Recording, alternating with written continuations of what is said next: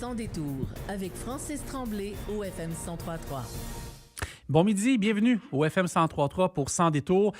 Grosse émission ce midi. Je vais vous souhaiter une belle année 2026. On s'est parlé via l'émission du matin ici à la station, mais cette première de 2026 de Sans détour, une émission qui me cause le trac. Et je vous explique, chaque semaine, je sors de ma zone de confort, mais en fait, je me suis aperçu que tout ce qui est les enjeux de mobilité, pour moi, c'était quelque chose qui me passionnait.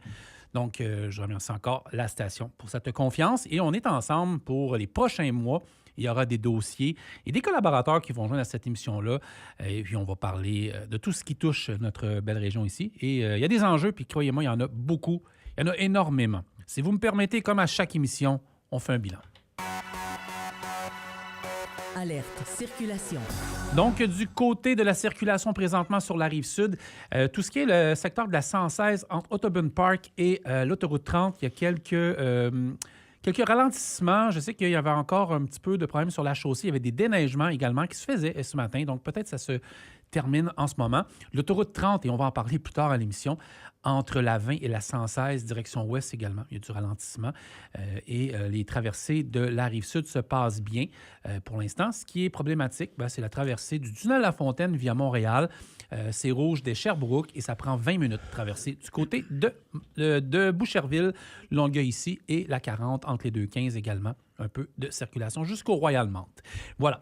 Donc, comme je vous disais, on est ensemble pour la prochaine heure et aujourd'hui, j'ai le goût de me gâter et de vous gâter parce qu'il y a des sujets qu'on parle un peu moins, mais il y a des sujets où il y a des trucs qui se font sur la route et on voit des fois que la fin ou que des rapports, mais les accidents de la route, bien, derrière ça, il y a des reconstitutionnistes, il y a des gens qui analysent ça, il y a des gens qui le font dans le privé et qui viennent donner leur expertise à des gens sur certains accidents, que ce soit en véhicule. Bref, on va en parler avec mon invité. Je vous le présente. Il s'appelle Pierre Bellemare.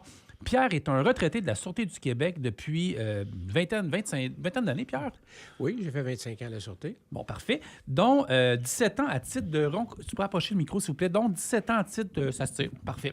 Donc, 17 ans à titre de reconstitutionniste.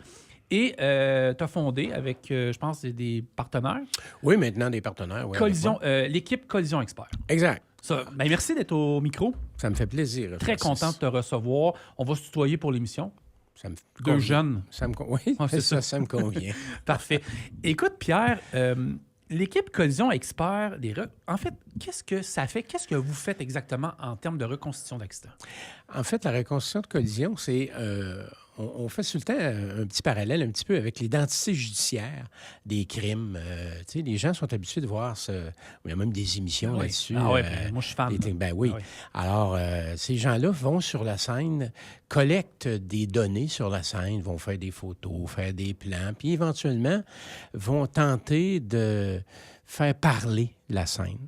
C'est exactement la même chose qu'on fait sur une scène de collision. Le reconstitutionniste, son but premier, c'est de faire parler la scène. C'est d'aller sur la scène, de recueillir le plus d'éléments possible. Naturellement, ça va être des marques, des traces, des débris, les véhicules, les dommages, les projections de piétons, peu importe. Et éventuellement, ça peut nous dire des choses. On va les interpréter. Naturellement, pour les interpréter, il faut les découvrir. Alors, pour les découvrir, il faut regarder la scène, il faut l'analyser, il faut tenter de... Puis c'est la plus grande difficulté, c'est pas... En fait, la plus grande difficulté, c'est de retrouver, justement, ces éléments-là sur la scène. Oui.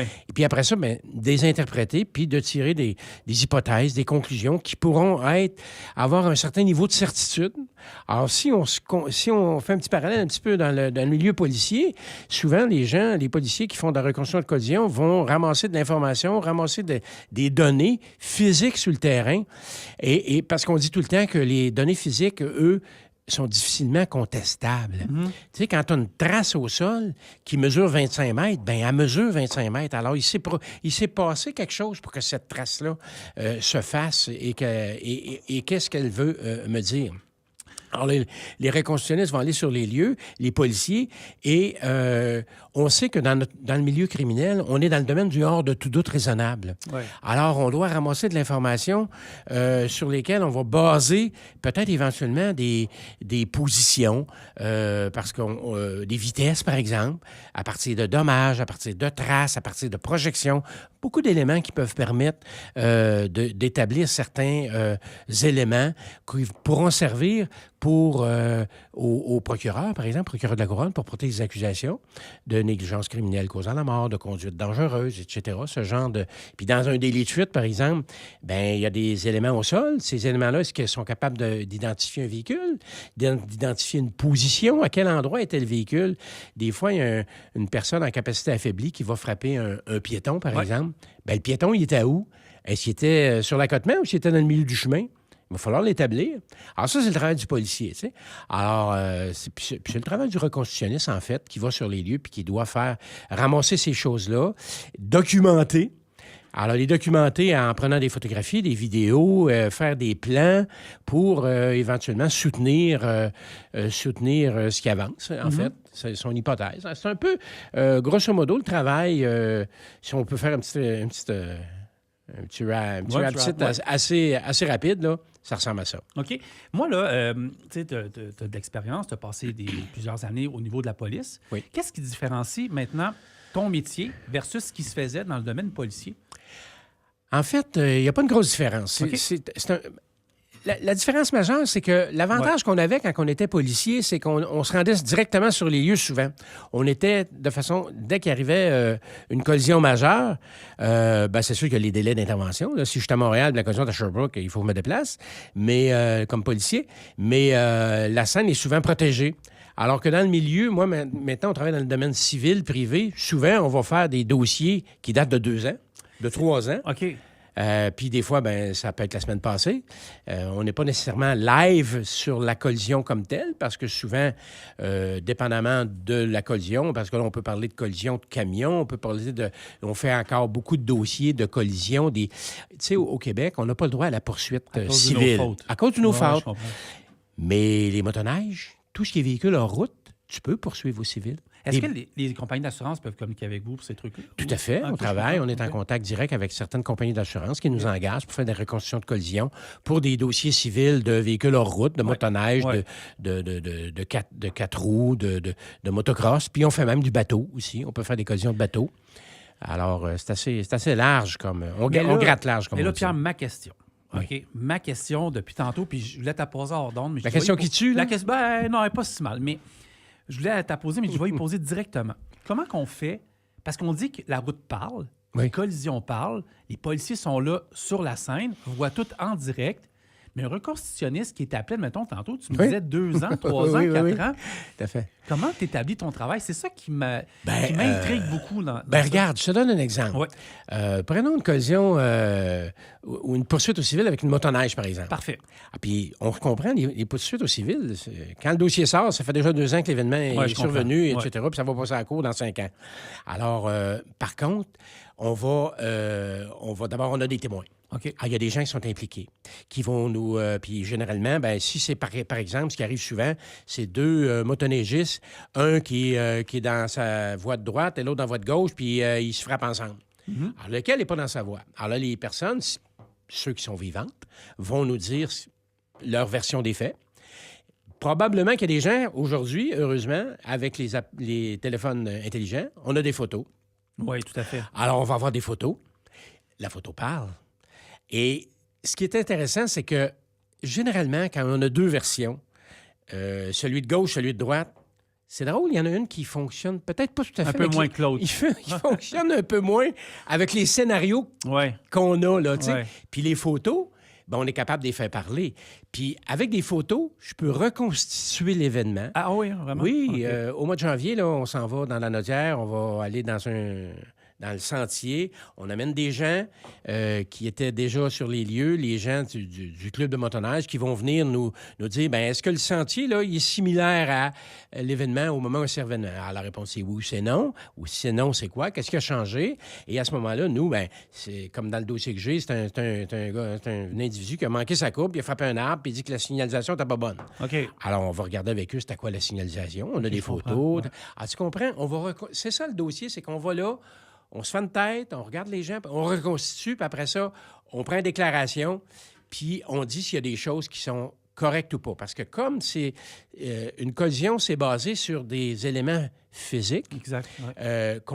Puis la physique, c'est M. Newton, c'est pas nous Oh, pas nous qui va la détruire.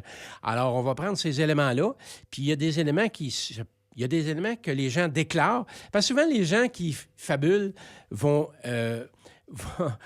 prendre des éléments qu'ils ont vus dans un film, puis ils vont essayer de mettre ça sur la scène, puis souvent, ça ne marche pas. Là. Ils exagèrent des choses, etc. Là. Au niveau, tu sais, des fois, rapidement, hein, qu'est-ce qui s'est passé? Oui, c'est ça. des fois. Ouais. Juste, c'est un peu comme souvent, ça m'arrive des fois de donner une opinion sur des événements sur la route, par exemple, des camions lourds, avec des médias qui m'appellent. Hey, M. Benoît, on aimerait savoir votre opinion sur tel ou tel événement. Ben, envoyez-moi des photos, envoyez une vidéo.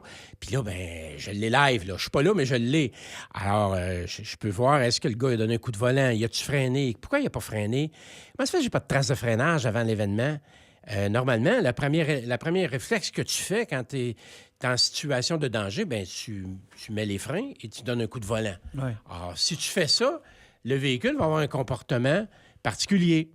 Et la scène, on devrait retrouver des marques, des traces qui reflètent ce que le conducteur a fait comme geste préalablement à la collision. Tu sais. J'ai sur la messagerie, j'ai Simon qui nous écrit « Comment vous faisiez avant la venue des appareils plus technologiques? » Mettons un cellulaire. Oui, c'est une bonne question. Quand j'ai commencé en 1980 à la Sûreté du Québec, en plus, oui. En 1980, il n'y avait pas ça. Mm-hmm. Et je me rappelle très bien d'avoir fait des collisions mortelles. Moi, j'étais dans la région de la Côte-Nord. Il y avait du camion, il y avait des véhicules.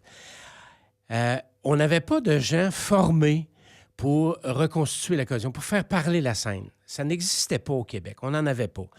Et ça commençait, c'était les premiers balbutiements. Là. Moi, j'ai commencé en 88. Et à ce moment-là, c'était les gens d'identité judiciaire qui venaient sur les lieux, prenaient des photos, prenaient des mesures.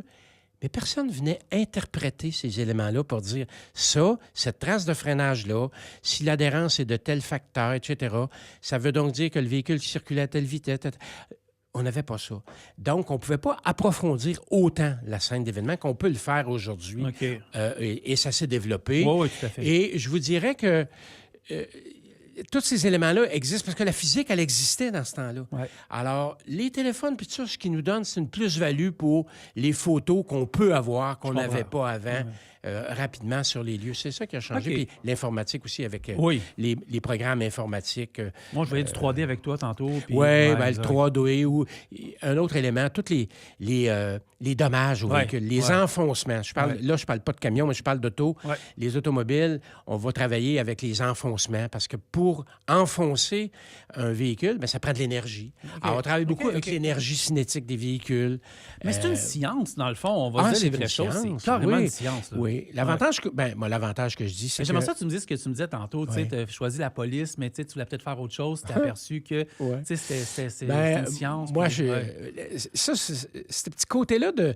Les gens qui viennent là-dedans au départ, c'est des gens qui... Parce que quand je donne une formation, on donne encore de la formation à l'École nationale à nos policiers, soit de base, ou moi, j'enseigne au perfectionnement, les gens qui viennent se perfectionner dans le domaine.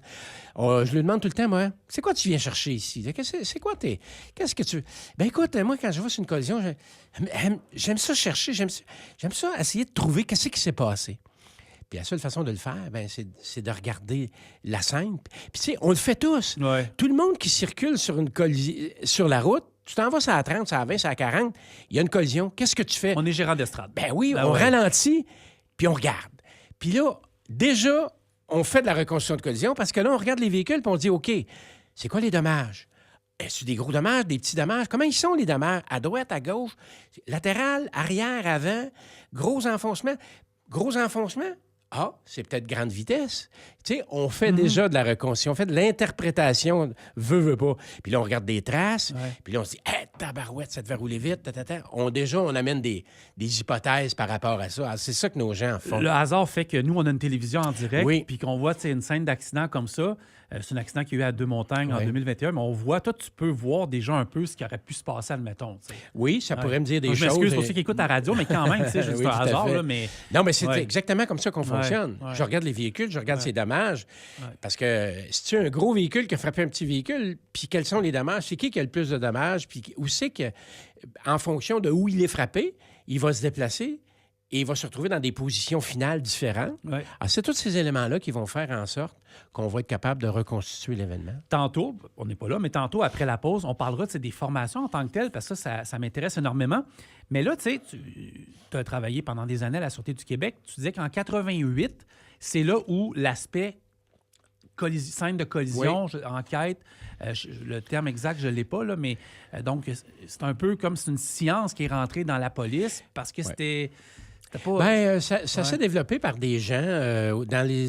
Moi, j'ai eu ma première formation en 88. Moi, je pense aux petits cartons jaunes à terre un peu partout, des trucs comme ça. Exactement. Tu vois, c'est le même principe que les gars d'identité judiciaire qui vont identifier des éléments importants sur la scène. Alors...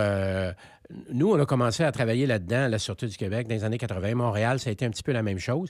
Puis là, en 88, il y a eu on a formé une personne par district à la Sûreté du Québec, dont j'étais. Moi, j'étais sur la Côte-Nord.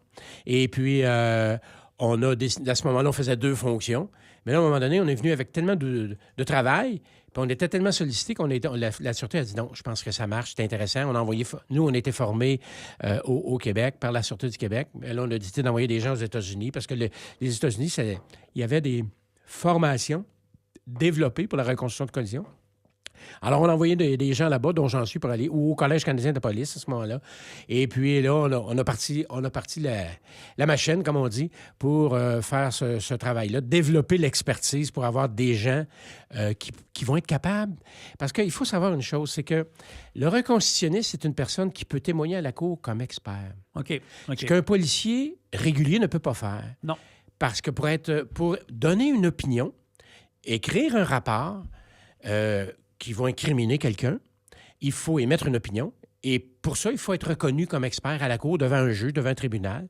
Et ça, ça demande une certaine formation, une certaine expérience, etc. C'est pour ça que quand on va témoigner à la cour, qu'on soit policier ou personne dans le domaine privé comme je suis, on doit faire état de notre formation, de nos connaissances et de notre expérience. Et là, le juge décide si il va nous reconnaître comme témoin expert. Et là, à ce moment-là, on pourra émettre notre opinion par rapport aux éléments qu'on a retrouvés et éventuellement, probablement, produire un rapport élaboré. Ici, à Montérégie, j'en ai parlé souvent à l'émission, on a un gros réseau routier, mais moi, dans mon livre à moi, qui n'a pas peut-être su grandir, évoluer avec l'étalement urbain qu'on connaît maintenant. Ouais, c'est sûr. C'est juste ici, Longueuil, qui est une très belle ville, Boucherville, Brossard, bref, toutes les villes ici, avoisinantes de Saint-Lambert, c'est des villes qui, on dirait qu'on grossit par en dedans. T'sais, on monte en hauteur. Ouais. Et là, je vois, tu sais, Pont-Jacques-Cartier, Pont-Victoria, Tunnel-La-Fontaine, n'a pas de cachette à se faire, là, c'est le bordel. Mais je trouve que le réseau routier ici n'a pas su se préparer avant l'étalement urbain. Je te parlais de la 30 ans. Ouais. Est-ce que, en termes de reconstitutionniste, ton avis, si tu peux me le donner, est-ce que tu considères que notre réseau routier ici, du côté de la Montérégie, est peut-être pas assez adéquat ou toi, tu vois des trucs qui pourraient être améliorés? Je vais faire 2 volets à la réponse. Pas de problème. Je vais revenir un peu en arrière. Oui. Dans les années 80, quand je suis rentré, puis de 80, disons, à 2000, je regarde, parce que dans ce temps-là, j'étais responsable de la sécurité routière pour le district de la Côte-Nord, puis j'étais responsable de faire toutes les analyses de collision et les statistiques de collision. Comment on avait de collisions mortelles, etc. Et force d'admettre, et ça, tout le monde le sait, que le réseau routier, le nombre de véhicules a énormément augmenté, ça, qui fait en sorte qu'aujourd'hui, mais par contre, aujourd'hui, on a à peu près, bon an, mal an, là, c'est un chiffre tout à fait, je le dis de mémoire, là, au Québec, on a peut-être, je ne sais pas, entre 350 et 400 collisions mortelles par année. Par année? Par année. Et là là. Dans ces années-là, on était dans les 1000. On était dans le 2000, là. C'était en On 2000, parle de quelle année à peu près? des années 80. C'est drôle que tu parles de ça, parce que je voyais Radio-Canada Archives. Puis Oui. je voyais justement ben, c'était des guinées sur la route, là, des poubelles. Là, Ah, je veux ben dire. oui. Puis il y avait justement On avait, des on, avait reportages. on avait des opérations Minoun. dans ce Exact, temps-là. Opération Minoune, c'est ce que je cherchais. Puis c'était fait sur la 20, à la Ouais. hauteur de l'IKEA. Puis Ouais. ouais, c'est ça. Ouais. Mais c'est pour ça qu'aujourd'hui... Opération Minoune, ouais, ouais. Mais il y a moins de Minoun sur la route. Oui, par oui, exemple. ben, tout à fait. Comme, c'est ça. Ouais. Autant dans l'automobile que dans le camion. Ah oui, tout à Et pour, fait. pour Ouais. la loi 430, on a aidé beaucoup. Mais ce que je disais, c'est que on a amélioré le réseau routier. On l'a amélioré, le réseau routier, il faut dire. Avec nos autoroutes. Les routes en rencontre, il y en a moins. Où arrivent nos grosses collisions maintenant? C'est les routes en rencontre. Chemin rural ou... Ah oui, Les chemins ruraux, les routes comme en l'autoroute rencontre. 50, admettons, sur la L'autoroute rive 50, très Entre bel exemple. Gatineau Et et voilà. Mirabel, ouais. Garde l'exemple de l'autoroute 73 qui Ouais. fait Chicoutimi-Québec. Ouais. Hey, c'était hyper dangereux, ça. Si tu tuais du monde là, c'était pas croyable. Maintenant, ben, les face-à-face, il n'y en a plus. Parce qu'on a grossi. Tu rencontres plus. Alors, c'est pour ça.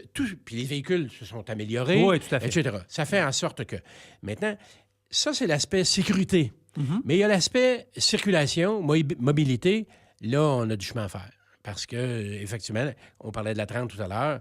La 30, c'est une voie qui devrait ceinturer ce qu'on appelle aux États-Unis un beltway, Ouais, le beltway. qui fait le tour de... Quand tu t'en vas à Washington, puis tu fais le tour de Washington... C'est À un- 380, ben, 4, c'est ça, exact. C'est ça. Ouais. Elle répond plus aux besoins, là. Oublie pas qu'on avait la 640, la 440 qui devait faire ça. En fait, la 640, dans le secteur d'Oka, devait traverser jusqu'à voilà. la 40. Même chose pour la 440. Et là, on a du soin de pierre. La 440, comme la 30, normalement, devrait traverser à Sorel pour aller rejoindre l'autre côté. Oui, ça oui, finirait tout à le fait. Beltway, exact. Ben oui. Excusez pour le terme, mais c'est ça. Ouais. Ben, c'est ça. Ouais. Des voies de Puis ça contournement. devrait... Ben oui, des voies de contournement, mais ça devrait avoir... Elle, là, elle pourrait avoir 4 voies, puis ça ferait un job. Ouais. Parce que, comme on le disait, des fois, si tu vas là, puis tu arrives par la 20, puis tu embarques sur la 30, t'es mieux d'être patient, parce qu'avant de traverser jusqu'aux galeries Saint-Bruno, ça va Ben, c'est prendre les du temps. effets entonnoirs. Tu sais, mettons, par exemple, de la 30, on va prendre entre le 10 et la 116, justement. Bon, tu as le boulevard Cousineau, tu as le boulevard Cousineau, tu as le chemin Chambly, tu as le promenade Saint-Bruno. Et tu n'as pas beaucoup de jeux, l'espace-jeu. Puis toi, en tant que reconstitutionniste, dans peut-être les facteurs T'ogène. accidentogènes, merci beaucoup, ben, la distraction embarque là-dedans. Et l'autoroute 30 est un beau terrain de jeu pour ça. Là. C'est sûr que quand ça devient un bouchon, Ouais. c'est plus dangereux. Ben non, tout le monde arrête. C'est même une À moins technique. qu'il y en ait un en arrière. C'est même une technique pour les policiers qui travaillent sur les autoroutes. Pour leur sécurité, ils vont créer volontairement un bouchon pour pas qu'ils se fassent frapper par les gens qui s'en viennent. Mais ça, je vois ça plus souvent en Ontario qu'aux États-Unis. L'effet là, du policier en avant qui zigzague, là, puis qui fait Ouais, ben on appelle ça des patrouilles de retenue. patrouille de retenue. Mais si on a un événement comme une collision, par exemple, et puis qu'on veut intervenir comme policier, ben on va s'organiser pour que ça bloque en arrière. Je comprends. Pour que sinon on va se faire frapper. Ouais. Les gens vont essayer. Au début, c'est très dangereux. C'est sûr que là, on déplace un peu le problème. Il faut faire attention parce que le policier doit être conscient de ça. C'est que si tu bloques en avant, ça va ça va bloquer en arrière aussi. Là. Donc, il y a quelqu'un qui peut arriver à un moment donné, puis on l'a vu à plusieurs endroits. Nos collisions de camions lourds qu'on a eues dernièrement, la circulation t'a bloqué, il n'a pas vu, boum, il est rentré dans un autre véhicule. Et là, qu'elle faisait-il, on ne sait pas. Et voilà. Ça va faire partie de l'enquête, par contre, du policier, du reconstitutionniste, mais éventuellement, c'est sûr que le reconstitutionniste qui va sur les lieux d'une collision, il développe une certaine expertise et une opinion par rapport à tout ça. Moi, j'ai Dan Perrault qui nous écrit, j'aime sa question. Oui, vas-y. J'espère que tu vas être capable de répondre, mais je pense que tu n'as pas peur de répondre. Est-ce qu'il y a comme un conflit de travail entre ton travail en tant que reconstitutionniste privé et les instances policières? Y a-t-il comme un clash entre vous deux où ça se passe quand même bien? Non. OK. Absolument pas. Au contraire. Pas de rivalité? Ou, Non, au contraire. Non, parce qu'on travaille, je te dirais, le policier, lui, le policier reconstitutionniste, lui, va travailler sur les événements à caractère criminel. Oui. OK? Dès qu'il y a un événement criminel, le reconstitutionniste va être appelé. C'est sûr qu'il peut être appelé sur bien d'autres événements aussi, mais comme on a un OFAUT au Québec, je comprends. c'est plus ce type d'événement-là que le policier va intervenir. Moi, je vais intervenir plus au niveau civil. Par exemple, un camion qui renverse ou qui frappe, puis la compagnie veut avoir des détails, va nous appeler pour avoir notre opinion par rapport à ça. On peut retourner sur les lieux, ou etc., ou combien de collisions qu'on a fait au civil où on s'est servi des mesures, dans la mesure où ils étaient disponibles, parce qu'on comprendra que les policiers ne rendent pas disponibles tous leurs documents, parce que des fois, et c'est bien correct, ils n'ont pas à le faire non plus, ils ne sont pas obligés de le faire, surtout s'il y a des accusations criminelles. Ils ne commenceront pas à donner leurs photos à toutes les parties. Là. Ouais. Mais des fois, c'est une collision qui n'était pas nécessairement criminelle, mais ils sont allés sur le lieu, ont pris des photos. Là, on pourrait peut-être avoir accès à ça, et là, on va avoir un travail de partenariat. OK. Et comme je le disais tout à l'heure, moi, je forme, et quand je dis moi, là, j'ai 2-3 copains avec qui on est mandaté avec l'École nationale pour donner des cours en enquête de collision. Et c'est des policiers qu'on forme. Ouais, c'est clair. Alors, on a une bonne relation avec les policiers. Il n'y a pas de... Avec Dan, il n'y a pas de bataille. Non, il n'y en a pas. On va aller à la pause. Je rappelle que je parle avec Pierre Bellemare. Puis je vais te poser une question avant d'aller à la pause. Puis réponds-moi après. Que ce soit en camion, en auto, en skidoo, en bicycle, quel est le facteur peut-être le plus important, populaire de distraction qu'on peut connaître de nos jours? Puis pense à ta réponse, on vient après la pause. Retrouvez toutes nos nouvelles sur fm1033.ca et sur l'application mobile.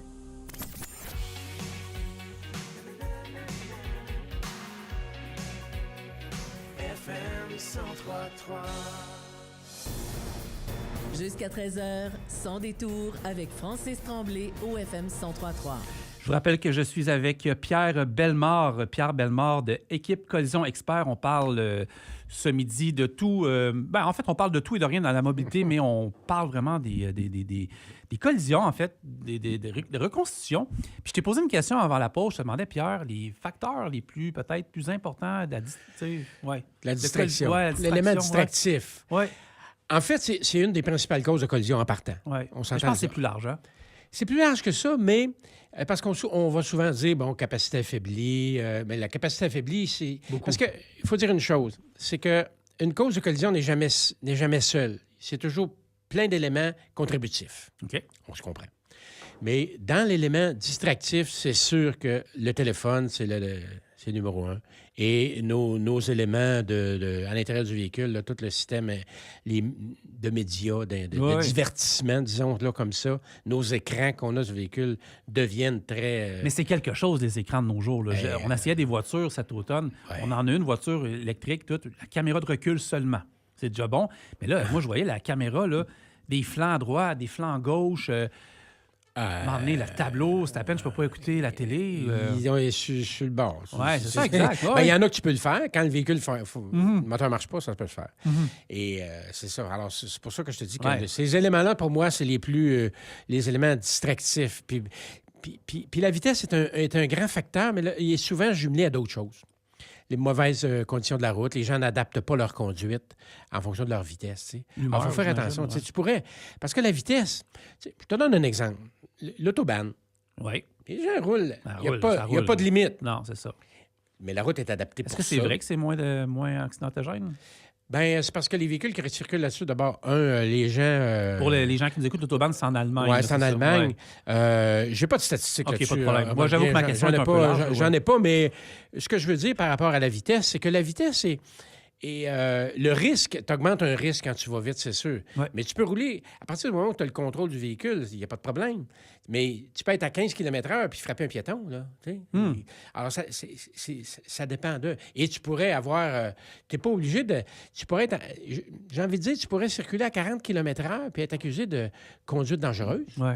Ouais. Parce que tu n'as pas adapté ta conduite tu sais, on est sur la glace bleue, il mouille, tout le monde est arrêté, puis toi, tu passes à 45, puis tu viens frapper un piéton. Bien, je m'excuse, mais si on est capable de le démontrer, tu pourrais être accusé, même si tu circules en bas de la limite de vitesse permise, parce que des circonstances particulières.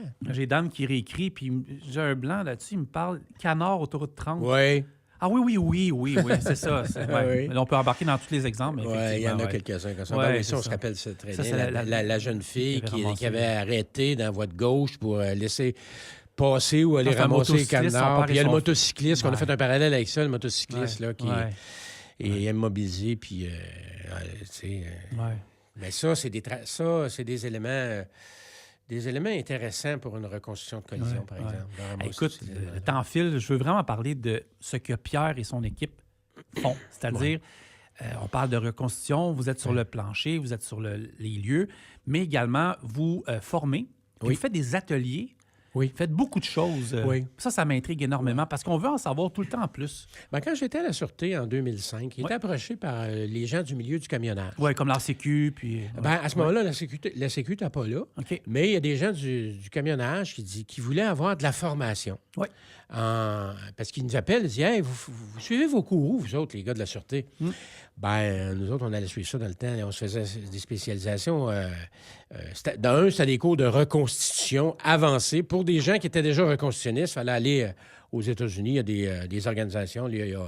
Il y a l'Université de North Florida, puis il y a l'Université Northwestern à Chicago qui organise ces cours. C'est les deux grands créneaux, disons, dans l'Est des États-Unis qui donnent des formations. Mais ça, c'était pas vraiment... Eux, ils voulaient avoir une formation un petit peu plus ciblée, pas pour faire nécessairement des reconstitutionnistes, mais des gens qui sont capables d'aller sur les lieux, puis quand même de ramasser les éléments, de faire une certaine analyse de la scène et... parce qu'il y a deux volets dans une enquête de collision. Il y a l'aspect enquête, rencontre des témoins, etc., puis il y a la scène comme telle. Le reconstitutionniste, lui, c'est la scène. Puis tu as l'enquêteur qui va venir éventuellement rencontrer des gens pour essayer d'avoir de l'information sur l'événement comme tel. Alors, eux autres, ils voulaient avoir une formation là-dessus. Alors, on a créé cette formation-là où on va parler, par exemple, de comment ça fonctionne les collisions au Québec. Ouais.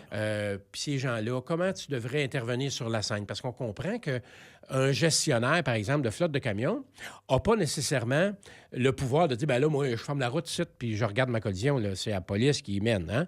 Alors, quand il arrive sur les lieux, la police peut dire, ben gars, je m'excuse, là, mais la scène, tu n'as pas accès à ça. Alors, comment je devrais me présenter pour me présenter aux policiers? Parce que c'est mon camion qui est là, c'est mon employé. Est-ce que j'aurais accès à la scène éventuellement pour voir certaines choses? Peut-être prendre certaines photos? Parce que son patron, le propriétaire, il va lui demander le Il va camion. demander des comptes. Oui, tout à fait. Il doit rendre des comptes. Ouais. Alors, il y a une formation là-dessus, l'examen de la scène. Quels sont les éléments susceptibles? L'examen de la scène, l'examen du véhicule. Tous des sujets qu'on va traiter par rapport à ça. Ouais. Une entrevue, comment ça se prépare? Comment je devrais me préparer pour rencontrer quelqu'un qui est impliqué dans le... Mon chauffeur Oui. ou peut-être une autre personne qui est impliquée, un témoin potentiel que je pourrais éventuellement rencontrer. Et on va parler de photos. C'est drôlement important, les photos. Qu'est-ce que je devrais prendre comme photo quand il y a une collision? Quand mon camion, mon véhicule est impliqué dans une collision, comment je travaille ça? Comment je devrais mesurer tout ça? Est-ce que je vais aller aussi loin que faire un petit dessin, un plan? Quels sont les outils qui existent? Alors, Est-ce que tout ça, ça a des valeurs en tant que tel? Que ce soit le dessin, les photos, oui, là. Puis, ben oui. Encore Dan qui nous écrit, merci. Mais lui, parce que, tu sais, on parle de camion, mais ça peut être taxi, ça peut être autobus, ça peut être civil aussi. Mais est-ce que c'est vrai qu'il y a des fautes? Il y a encore des compagnies de transport, puis moi, j'en suis témoin, puis je m'en sers aussi, qui servent des fameux Kodak jetables pour éviter que les photos soient modifiées. C'est-tu vrai, ça, ou c'est... Non, c'est rendu une légende urbaine. OK, ça. parfait. Okay, Au départ, dans le temps, c'est quand on a passé de l'argentique au numérique, la Cour était pas un sûr, petit peu là. réticente Mais par là, rapport on a à ça, juste mais ça aujourd'hui, nos c'est jours. fini. OK, parfait. Parce que la personne qui prend la photo Ouais. pourra toujours venir témoigner pour dire, ben garde, c'est ma photo. C'est ma photo. Maintenant, si la défense ou une autre personne veut contester, ben elle contestera. Oui, je comprends. Tu comprends? Ouais, Alors, c'est très clair. ça se pose plus, cette question-là. Puis, moi, écoute, au fil des années, je me suis jamais fait poser la question. « Hey, M. Bellemare, vous n'avez pas triché la photo? » là? Non. Fait que donc, si moi, là, moi, mettons, j'ai une compagnie d'autobus. OK? Ouais. Fait que je suis gestionnaire d'une flotte d'autobus. J'ai des autobus qui circulent un peu partout ici. Puis, en fait, même avant, prévenir, tu sais, je veux former mon équipe Ouais. pour qu'elle soit alerte lors d'accidents parce qu'ils ne peuvent pas, eux, s'improviser préventionnistes. Pas reconstitutionnistes, je veux dire. Non. C'est vous qui intervenez, mais vous pouvez leur donner des cues. Oui, OK, tout je à comprends. fait. Alors, ce qu'on forme, nous, on ne forme pas des reconstitutionnistes. C'est ça, On exact. forme des gens capables d'enquêter un événement pour aller documenter l'événement. Ils ne pourront pas aller témoigner dans la cour, par exemple. Ils pourraient Non. faire un mot juste de bon rapport à quelqu'un. Et généralement, ça s'adresse aux gestionnaires de flotte. Très clair. Puis ces gens-là sont les gens, généralement, qui s'occupent de toute la sécurité, de la formation de leurs membres. Puis c'est eux qui font toutes les analyses de collision. Parce qu'il y en a... Tu sais, quand tu as une flotte de 150 véhicules, des collisions, il y en a. Tout le temps. Alors, tu fais cette analyse. C'est ces gens-là qui s'adressent à nous pour avoir une formation. Nous, on donne une formation qui est de 3 jours sur, comme on disait tout à l'heure, la chaîne d'événements, l'examen de la scène, l'examen du véhicule, entrevue, rencontre. On rencontre le chauffeur, rencontre les témoins, dessin, photos. Bon, et etc. Et on a un volet aussi, on a ajouté un volet dans notre formation maintenant où on va faire des tests. Tests de freinage. OK, ça, c'est intéressant. Nous, comme on s'adresse plus à des véhicules lourds, c'est des tests de freinage avec un véhicule lourd. Ben oui. Puis on va faire un comparatif avec un camion. On va l'instrumenter d'abord avec un accéléromètre pour voir la force qu'il y a, qui intervient. C'est quoi l'adhérence? C'est quoi on appelle ça le facteur de décélération d'un camion versus un véhicule. Et on a des études de cas. Dans notre formation, on a 3 études de cas puis naturellement, on peut parler des dossiers que les gens, s'ils veulent qu'on en parle un peu, dans la mesure où on a le temps. Là, c'est sûr qu'on n'a pas le temps de régler tous les problèmes, mais on peut jaser de ça. Mais on a des études de cas à l'intérieur de tout ça où on va éventuellement prendre nos exemples à nous pour vous dire comment que nous, on l'a approché, ce dossier-là. Ouais. Et pour régler, par exemple, un problème de visibilité, il y a beaucoup de problèmes de collision des fois, d'angles morts, des choses comme ça. Comment qu'on a traité ça, ce dossier-là, pour résoudre notre problème? Alors, c'est une formation de 3 jours qu'on donne. Cette année, on va la donner à Québec et à Montréal. On est en association avec les CFTC et les CFTR. C'est ça, les 2 CFT. Ah ouais, il y en a un à Charlesbourg et l'autre à Mirabel, Saint-Jérôme. Ouais. Et on va donner à Québec au mois de juin cette année une formation de 3 jours. Et on va avoir cet automne, au mois de septembre, une formation de 3 jours au CFT, le CFTR à Saint-Jérôme. Oui. Puis ça va être en septembre où on va donner... Mais ça, le CFTR de Mirabel, le CFTR Saint-Jérôme à Mirabel, eux... Parce qu'ils ont les installations pour. Moi, j'ai fait mon école là il y a une quinzaine d'années. On s'installe là, puis je veux dire, c'est une petite ville. Ah, c'est le fun, parce qu'ils ont des beaux locaux. Ouais. On a des bons locaux de classe là. Puis éventuellement, on va en prendre un de leurs camions pour faire nos tests. Ouais. On est organisé avec eux pour faire ça. Ouais. Alors, on a décidé cette année d'extensionner ça à Québec parce que c'est pas tout le monde qui veut venir passer 3 jours à Montréal en partant de la Gaspésie. Pourquoi? C'est à cause du trafic? Non, ben, je les comprends. Aimez Montréal, aimez la Rive-Sud, s'il vous plaît. Non. Ouais. Oui, mais fait on veut donner ce service-là aussi dans l'est de la province, cette formation-là de 3 jours qui s'adresse à ces gens-là pour être... Puis là, ben nous, on a justement, on a revampé notre manuel de formation. On avait un manuel de formation. Là, ça fait à peu près 4 ans que je travaille là-dessus avec mes partenaires. Puis on va avoir... il s'en va à l'impression très, très, très bientôt. Là, on va avoir un gros manuel de formation traitant de tous les sujets qu'on a dans la formation, qu'on va remettre à nos gens là-dessus. Là. OK. C'est intéressant. Mon autre question. Oui. Moi, je suis propriétaire de n'importe quel genre d'entreprise. Mm-hmm. J'ai besoin de vos services. À quel moment je vous appelle ou vous intervenez? L'accident s'est produit... Pierre, on est... Il est midi 43, on est le 6 janvier. L'accident vient de se produire, ça fait 3-4 heures. Est-ce que moi, j'ai un réflexe de taper tout de suite ou il y a des étapes à faire? Non, les gens peuvent nous appeler. C'est sûr qu'on n'est pas... comment dire? On n'est pas comme un service policier. On n'est pas 24/7. Là. OK. Mais c'est sûr... Puis de toute façon, le volume n'est pas là pour l'instant. Et je vais être honnête avec toi. Je suis pas sûr que si tout le monde se met à nous appeler à 3-4 heures du matin... au fleur en café du monde, là, parce qu'on n'a pas... C'est très demandant. Non, on est bon pour ça. C'est très demandant, un travail de reconstruction. Mais on peut coacher des gens. OK. Les gens peuvent nous appeler, on peut les coacher, puis éventuellement, ils nous appellent le lendemain ou quelque chose comme ça, puis ils disent « Hey, Pierre, j'ai eu une collision hier, puis des fois, c'est une collision qui est arrivée il y a 1 mois, là. Puis, il y a des choses nébuleuses un peu, puis après ça, tu le regardes. On va donner une opinion, une petite opinion. Là, c'est un peu comme un système un système d'avocat. Dire, ben regarde, appelez-nous, puis on regarde ça. Puis si vous voulez en savoir plus, bien là, à ce moment-là, on se parlera.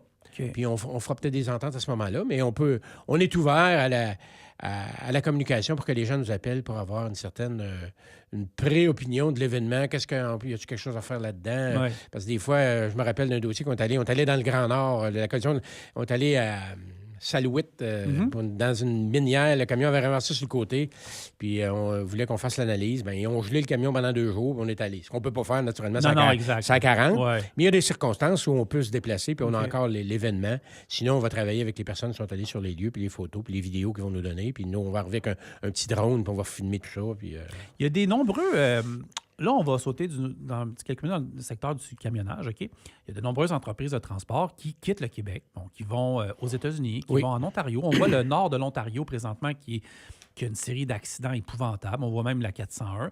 Mais j'ai vu des camionneurs du Québec, des gens avoir des accidents outre-mer, pas outre-mer, excuse-moi, mais aux États-Unis. Ouais. Des collisions en Illinois, Nebraska, Texas, Californie, limite. Est-ce que toi, tu peux faire une reconstitution, même si c'est à l'extérieur, c'est hors juridiction provinciale? Tu peux donner ton analyse. Bien, ce qu'on peut faire, puisque ça n'arrive pas souvent. OK. Peut-être que je vais loin un peu, Pierre. Non, mais c'est correct. Ouais. Même que c'est un créneau qui, à mon sens, pourrait être très bien développé parce qu'on comprend que souvent, ces dossiers-là amènent des poursuites au civil. Ouais, parce qu'aux exact. États-Unis, money talk. Oh, oui, c'est l'argent qui parle. Et puis, des fois, tu te ramasses avec... ça va te coûter un bras et une jambe. Ouais. Mais on peut éventuellement, les gens nous appeler, puis on peut faire l'analyse de leur dossier qu'ils ont là-bas, puis émettre une opinion, puis lui donner notre opinion par rapport à ça, puis peut-être éventuellement aller plus loin là-dedans, on verra.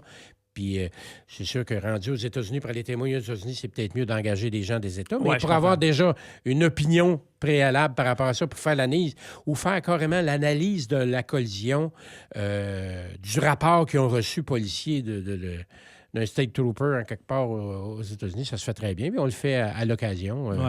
Puis même des firmes d'avocats qui peuvent nous demander « Hey, j'aimerais ça, tu regardes cet événement-là, me dis ce que tu en penses, ça vaut-tu la peine de... » Une chose qu'on ne fait pas, je le mentionne, c'est on ne fait pas de criminels, nous.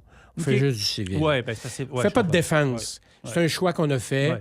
Étant policier, ayant été policier pendant 25 ans, c'est très, très, très, très... Je dis pas que c'est pas arrivé, mais c'est rare qu'on va faire défendre des gens aux criminels. On fait plus du civil maintenant que les assurances, puis ou directement avec les compagnies, par exemple, de transport. Je rappelle qu'on parle avec Pierre Bellemare de l'équipe Collision Expert. Ça fait une bonne vingtaine d'années, Pierre, là, que vous êtes que vous êtes au privé. Au privé comme tel, ben, je me suis retraité en 2005. Ouais. Ça fait déjà 20 ans que ça va je l'ai vite, fait au privé. Ouais. Je l'avais fait 17 ans avant à la Sûreté. Une question plus personnelle. Qu'est-ce qui t'a peut-être le plus impacté dans ta carrière? Peut-être les deux carrières que tu as eues, soit au niveau policier puis au niveau civil. Je veux dire, il doit y avoir des trucs sans embarquer dans les détails, mais il faut avoir quand même une bonne carapace pour réussir à travailler dans ce milieu-là. Tu rentres à la maison le soir, tu sais... Oui, ça, beaucoup de gens me posent cette question-là. Moi, je devais être bien fait pour faire ça parce que ce qui m'a le plus shaké le pommier, comme on dit, c'est l'expression parfaite. C'est les gens qui restent vivants. La mère, le père, la femme d'un gars qui... Je me rappelle d'un dossier à Rivière-du-Loup. On était dans un dossier criminel et puis on était au procès. La madame, elle avait perdu conscience, elle, dans l'événement. Puis son mari était décédé. Et puis elle avait hâte, entre guillemets, au procès pour voir ce qui s'était passé. Parce qu'elle ne savait pas ce qui s'était passé. Puis finalement, elle a plaidé coupable. Mais le procureur de la Couronne me demande, dit « Pierre, est-ce que tu voudrais rencontrer la dame pour présenter ton rapport? » On avait un beau plan de l'événement. Elle veut savoir ce qui s'est passé pour faire son deuil. Ça m'avait frappé, ça. C'est ce côté-là des choses, des gens...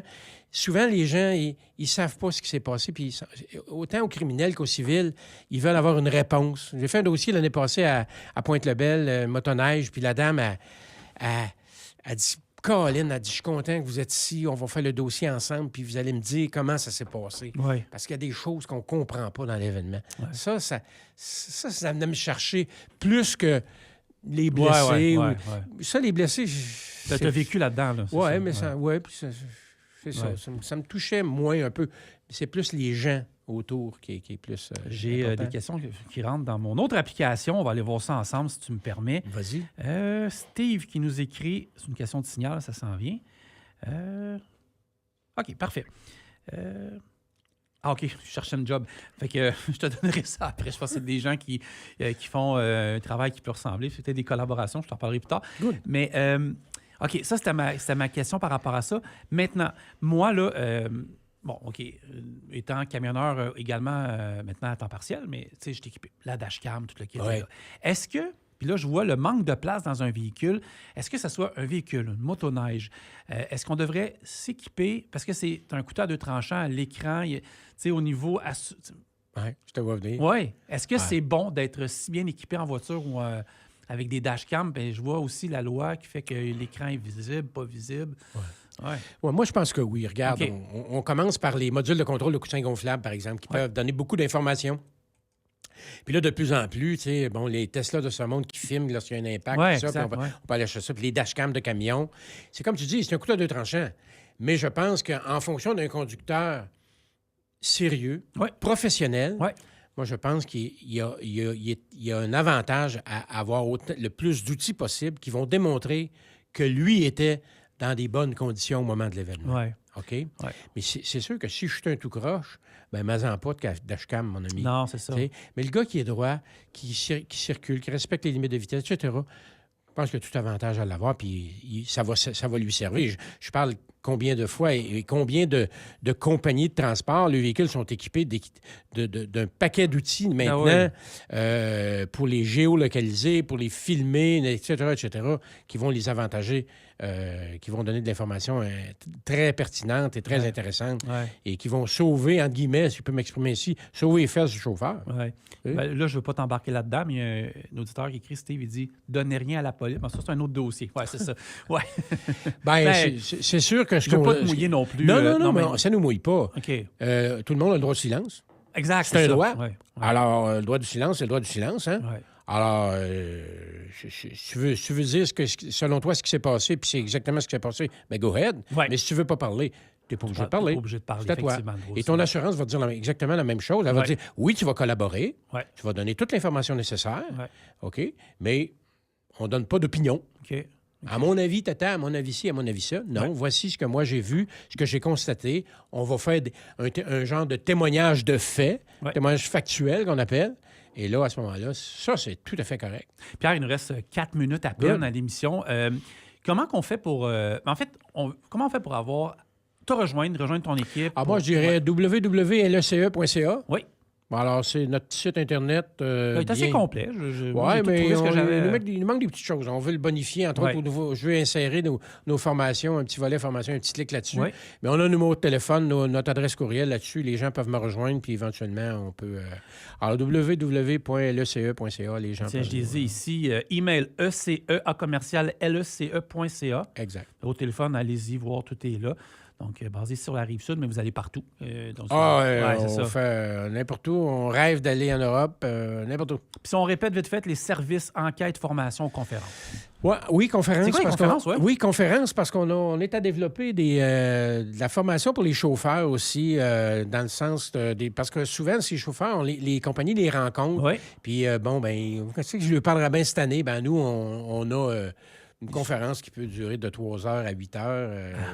Ça dépend de ce qu'ils veulent. besoin. C'est comme, comme je te disais ce matin, on peut te donner une formation d'une semaine comme je peux t'en donner une de 2 heures. Exact. Dis-moi ce que tu veux, puis tu vas en avoir pour ton argent. Et en effet, écoute, on a fait le tour. Très intéressant. Merci beaucoup d'être venu à l'émission. C'est un plaisir. Puis, tu vas revenir? Bien sûr. Je pense qu'on pourrait peut-être t'inviter un soir on the road de Québec puis permettre aux auditeurs d'appeler. Parce que là, ce que je vois avec les commentaires qui rentrent, Pierre, c'est qu'il y en a qui ont bien des questions. Puis j'ai des auditeurs qui sont très passionnés en ondes puis qui veulent en savoir plus. Puis tu sais, c'est normal. Hein? Oui. Puis moi, ce que j'ai compris aujourd'hui, c'est on n'est jamais à l'abri d'un accident. Ça, c'est sûr et certain. Mais on a quand même... Il y a des outils. Des outils, oui, ça. Des outils, des gens qui peuvent nous aider pour... Puis tu juges pas, tu arrives dans un... Toi, tu donnes ton avis. Moi, Pourquoi tu as fait ça? Non, c'est pas ça. Là. Non, absolument pas. Puis notre critère premier, nous autres, c'est l'objectivité. Oui. Puis si tu es coupable, dans le sens que si tu es dans le caca, si je m'excuse, je vais te le dire. Oui. Puis je te dirai pas ce que tu... note, là, je te dirai peut-être pas ce que tu veux entendre. Oui. Mais t'es droit là-dessus. Là-dessus, oui. Bon, merci beaucoup, Pierre. Au plaisir. Très apprécié. Tu reviens quand tu veux. Petit coup de foudre radiophonique, c'est toujours le fun. Tout à fait. À tous ceux qui nous ont écoutés, je tiens à vous remercier. On est de retour la semaine prochaine. La surprise pour la semaine prochaine, si ça n'en est pas une, je pense que cette émission-là va être animée à l'extérieur du Québec. Je devrais être du côté des États-Unis. Et je vais vous parler de tout ce qu'il y aura. En tout cas, je vais vous garder la surprise, tiens, mais je vais probablement animer ça d'un gros camion de marchandises. Je vais essayer de faire ça. Ça, c'est sûr que je ne suis pas là en direct, mais on verra comment je vais faire ça. Mais je vous promets une émission qui va sortir de l'ordinaire. En bref, c'est ce que je vous fais depuis le début. Je tiens à vous remercier. Jean-Yves Lemay s'installe au micro à 13h pour tes succès au travail. Jean-Yves Lemay qui est l'inimitable, l'incomparable. Je sais qu'il est à côté. J'aime ça le flatter parce que là, il faut que je fasse le ménage avant qu'il rentre en onde. Bref, voilà. Fait que merci à tous ceux qui nous ont écoutés et on se reparle ce soir, 21h, on the road Québec. Je vous demande, je vous prépare, je vous pose la question tout de suite. Préparez-vous vos souhaits pour le transport en 2026. Moi, j'en ai beaucoup. Bye-bye. Vous pouvez acheter vos cartes de bingo dès aujourd'hui. Ce samedi, 5 000 $ en prix au bingo radio du FM 103.3. Bonne chance!